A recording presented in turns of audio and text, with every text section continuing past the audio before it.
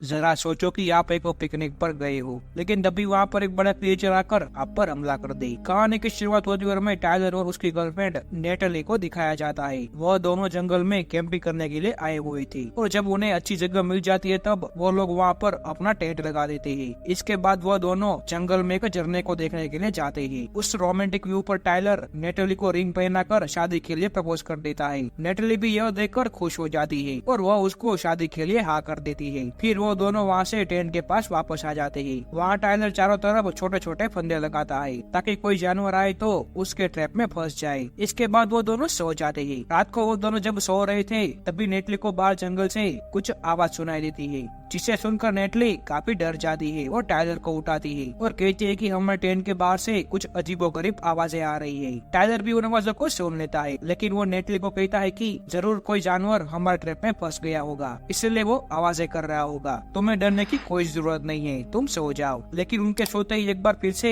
उन्हें उसी तरह की आवाज सुनाई देती है, लेकिन इस बार नेटली काफी डर जाती है और टाइलर को बाहर जाकर चेक करने के लिए कहती है। इसीलिए टाइलर अपनी गन लेकर उस आवाज का पता लगाने के लिए बाहर जाता है। कुछ आगे जाकर वो देखता है कि उसने जो फंदे लगाए थे वह किसी ने तोड़ दिए थे। यह देखकर वो काफी हैरान हो जाता है, क्योंकि कोई भी छोटा जानवर उन फंदों को नहीं तोड़ सकता था, लेकिन अभी भी उसको वो आवाजें आ रही थी। इसीलिए उसका पता लगाने के लिए वो जंगल के अंदर चला जाता है। वहीं हमें नेटली को दिखाया जाता है। उस पर कोई अजीब सा क्रिएचर आकर हमला कर देता है और उसको टेंट के साथ खींचकर अपने साथ ले जाने लगता है। लेकिन नेटली की जोर से चिल्लाने की वजह से टाइलर उसकी आवाज सुन लेता है, इसलिए वो दौड़कर उसको बचाने के लिए अपने टेंट के पास जाता है। वहाँ पहुंचकर वो देखता है कि उसका टेंट कहीं नहीं था और साथ ही नेटली भी कहीं गायब हो चुकी थी और वो लोग जो भी सामान लेकर आए थे वो चारों तरफ बिखरा हुआ था। यह देखकर वो काफी घबरा जाता है और चारों तरफ नेटली को आवाज लगाने लगता है और उसको जंगल में ढूंढने लगता है, लेकिन नेटली का कुछ नहीं पता चलता। और इसके बाद हमें उस घटना के 1 साल बाद का समय दिखाया जाता है, जहाँ टाइलर एक मेंटल हॉस्पिटल में होता है।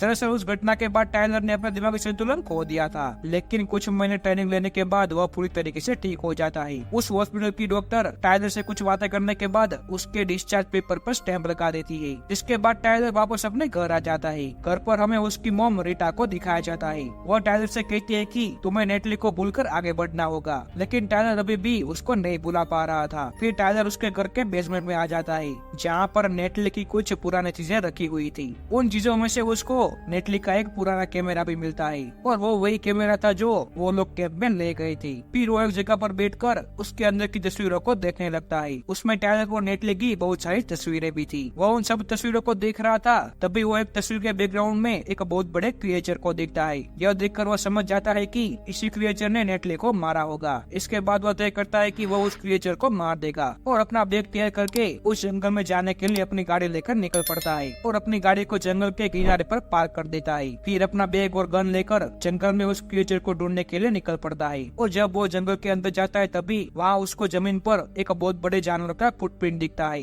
उसे देखकर वो समझ जाता है कि यह वही जानवर है जिसने नेटली को मारा है और उस फुटप्रिंट को देखकर वो अब अलर्ट हो जाता है और उस जानवर को चारों तरफ ढूंढने लगता है, लेकिन उसको ढूंढते ढूंढते काफी अंदर आ चुका था और इसी दौरान उसका पीने का पानी खत्म हो जाता है। लेकिन वो देखता है कि उसके पास ही एक नदी बह रही थी, इसीलिए वो अपना बैग साइड में रखकर अपनी बोतल में पानी भर लेता है। फिर जब वो अपने बैग के पास वापस जाता है तो उसका बैग वहाँ से गायब हो चुका था। यह देखकर टाइलर काफी परेशान हो जाता है, क्योंकि उसके पास रात गुजारने का सामान नहीं था। इसलिए वो शाम होने से पहले वापस अपनी गाड़ी के पास आ जाता है और पूरी रात अपनी गाड़ी में बिताता है। और जब अगली सुबह वो उठता है तो वह देखता है कि उसकी चारों तरफ फॉग है और तभी अचानक वो क्रिएचर उस पर हमला कर देता है और उसकी गाड़ी के कांच पर एक पत्थर फेंककर उसका कांच तोड़ देता है और तभी वह उसके सामने भी आ जाता है और उसके गाड़ी का दरवाजा उखाड़ कर फेंक देता है। टाइलर अपनी जान बचाने के लिए उस तरफ गोलियां चलाता है और गोलियों की आवाज सुनकर वह क्रिएचर वहाँ से भाग जाता है। उसके जाते ही वहाँ पर एक आदमी आता है जिसका नाम एलाई था।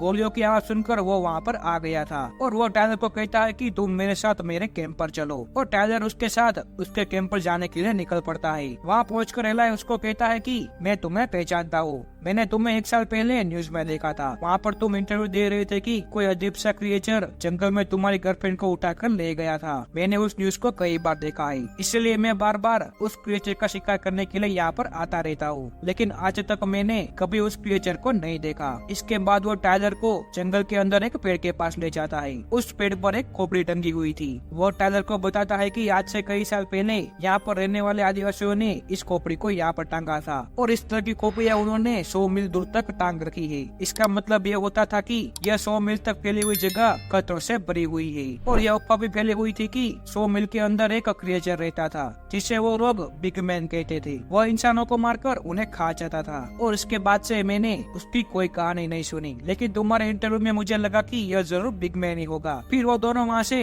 एलाई के टेंट के पास वापस आ जाता है, लेकिन वो देखते हैं कि वहाँ पर सारा सामान बिखरा हुआ था। किसी ने उनके टेंट को भी तोड़ दिया था और यह देखकर वो दोनों समझ जाते हैं कि ये जरूर बिग मैन का ही काम होगा और तभी उन्हें बिग मैन की आवाज आती है और वो दोनों अपनी गन उठाकर उस आवाज की तरफ बढ़ने लगते हैं और कुछ ही देर में वो दोनों आवाज वाली जगह पर पहुंच जाते हैं और तभी वहाँ पर टाइलर का पैर फिसल जाता है और वो एक गड्ढे में गिर जाता है। वो दोनों देखते हैं कि उस गड्ढे में बहुत सारे कंकाल पड़े हुए थे। वो समझ जाते हैं कि बिग मैन जिन भी इंसानों या जानवरों को पकड़ता था उन्हें मारने के लिए इस जगह पर लाता था। एलाई टाइलर की मदद करना चाहता था, लेकिन तभी पेड़ से कोई उसके पैर पर एक बड़ा पत्थर फेंकता है जिससे उसका पैर टूट जाता है। यह देखकर टाइलर पेड़ की तरफ गोलियां चलाता है और एलाई को कंधे पर उठाकर उस जगह से निकल जाता है। वहाँ से वो उसको एक पेड़ के नीचे लेटाता है और वो समझ जाता है कि एलाई के पैर की हड्डी टूट चुकी है, इसलिए उसे फर्स्ट एड किट देना होगा, लेकिन उसके पास फर्स्ट एड किट नहीं होती। वो एलाई को बताता है कि जिस जगह पर तुम्हें पत्थर मारा गया था वहाँ पर मैंने अपना बैग भी देखा था और यह वही बैग होता है जो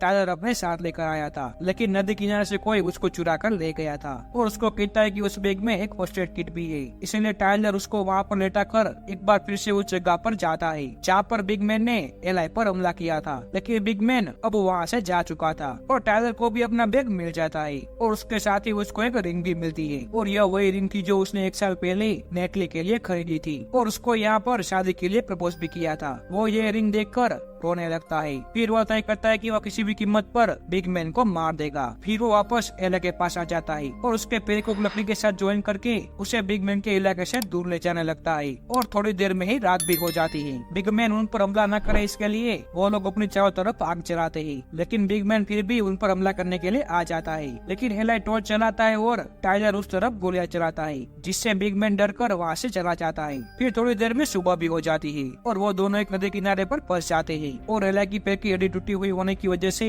उसको चलने में काफी तकलीफ हो रही थी और उनके पास खाने पीने का सामान भी अब खत्म हो चुका था। इसलिए टाइलर नदी में मछलियां पकड़ने लगता है और अब उनकी मुसीबत और भी ज्यादा बढ़ जाती है क्योंकि अब ठंड काफी बढ़ चुकी थी। इसलिए एलाई टाइलर से कहता है कि तुम यहाँ से निकल जाओ वरना मेरे साथ तुम भी मर जाओगे, पर टाइलर उसको मना कर देता है और कहता है कि मैं तुम्हें यहाँ पर अकेला छोड़कर नहीं जाऊंगा। और अब फिर से रात भी हो जाती है और एलाई टाइलर से कहता है कि आज रात मैं पहरा दूंगा और तुम सो जाओ और अब टाइलर भी उसकी बात मानकर वह सो जाता है। उसके सोता ही एलाई चुपचाप वहाँ से चला जाता है ताकि टाइलर उसको छोड़कर जंगल से बाहर निकल जाए। अगली सुबह जब टाइलर की आंखें खुलती है तो वो देखता है कि एलाई वहाँ पर नहीं है। वो जंगल की तरफ बढ़कर उसको ढूंढना शुरू कर देता है और तभी उसे एलाई के चिल्लाने की आवाज आती है, इसलिए वो वहाँ पर जाता है। वहाँ पहुंचकर वो देखता है कि बिग मैन ने एलाई को मार दिया था और उसके साथ ही बिग मैन टाइलर को भी देख लेता है, इसलिए वो उस पर हमला करके उसको जख्मी कर देता है। लेकिन टाइलर अपनी गन निकालकर उस पर गोली चलाने लगता है। गोली की आवाज सुनकर बिग मैन फिर से वहाँ से भाग जाता है और अब टाइलर फैसला कर लेता है कि वो बिग मैन को मार कर ही दम लेगा और वो अपने पास पड़ी हुई चीजों की मदद से बहुत सारे हथियार तैयार कर लेता है और उस जगह पर जाता है जहाँ पर एलाई की गाड़ी पड़ी हुई थी और उस गाड़ी के पास जाकर वो बिग मैन को मारने के लिए बहुत सारे ट्रैप तैयार करता है और एक लकड़ी को गाड़ी के हॉर्न में फंसा देता है जिससे लगातार गाड़ी का हॉर्न बजने लगता है। बिग मैन हॉर्न की आवाज सुनकर वहाँ पर आ जाता है, लेकिन वो उस जगह पर नहीं जाता जहाँ पर टाइलर ने ट्रैप लगाए हुए थे। बिग टाइलर के पास आकर उस पर हमला करने लगता है और टाइलर भी यह देखकर एक कुल्हाड़ी लेकर उस पर हमला करने की कोशिश करने लगता है, लेकिन बिग मैन उससे बच जाता है और वो टाइलर को धक्का मारकर जमीन पर गिरा देता है। इससे पहले पहले कि बिग मैन टाइलर को मार पाता, वो अपनी गन निकालकर उस पर शूट कर देता है और खड़ा होकर एक मशाल जलाकर बर्फ में आग लगा देता है। दरअसल उसने बर्फ में पेट्रोल डाल रखा था। इसके साथ ही उसने वहाँ पर एक सिलेंडर भी रखा था। वो उस पर गोली चलाकर उसको भी ब्लास्ट कर देता है और आग की लपेट में आकर वह बिग मैन जलना शुरू हो जाता है और वो उसी हालत में जंगल में भाग जाता है। वही टाइलर की हालत भी बहुत खराब हो चुकी थी। वो जैसे तैसे करके जंगल के बाहर आ जाता है और एक रोड पर आकर बेहोश हो जाता है। लेकिन किस्मत से वहाँ से एक गाड़ी गुजर रही थी और वो कार का ड्राइवर टाइलर को देख लेता है। उसके बाद वो उसको हॉस्पिटल में एडमिट कर देता है और जब टाइलर की आँख खुलती है तो उसके सामने एक नर्स होती है और तभी वहाँ पर एक आदमी आता है जिसका नाम जैक्सन था, जो कि अपाहिज होता है और वो टाइलर को सिर्फ एक ही सवाल पूछता है और कहता है कि क्या तुमने उस बिग मैन को मार दिया है। तभी टाइलर उसको बताता है कि मैंने उस पर एक गोली चलाई थी और उसके बाद मैंने उसको जला भी दिया। दरअसल जैक्सन को भी बिग मैन के बारे में पता था और उसको अभी भी यकीन नहीं होता कि बिग मैन मर गया और वो टाइलर को कहता है कि हम एक टीम का हिस्सा है और मैं चाहता हूँ कि तुम उस टीम का हिस्सा बन जाओ ताकि हम लोग कंफर्म कर सके कि वह बिग मैन सच में मर चुका है और इसी के साथ हमारी यह कहानी खत्म हो जाती है। अगर वीडियो पसंद आई हो तो लाइक कर देना और चैनल को भी सब्सक्राइब कर देना। मिलते हैं अगली वीडियो में।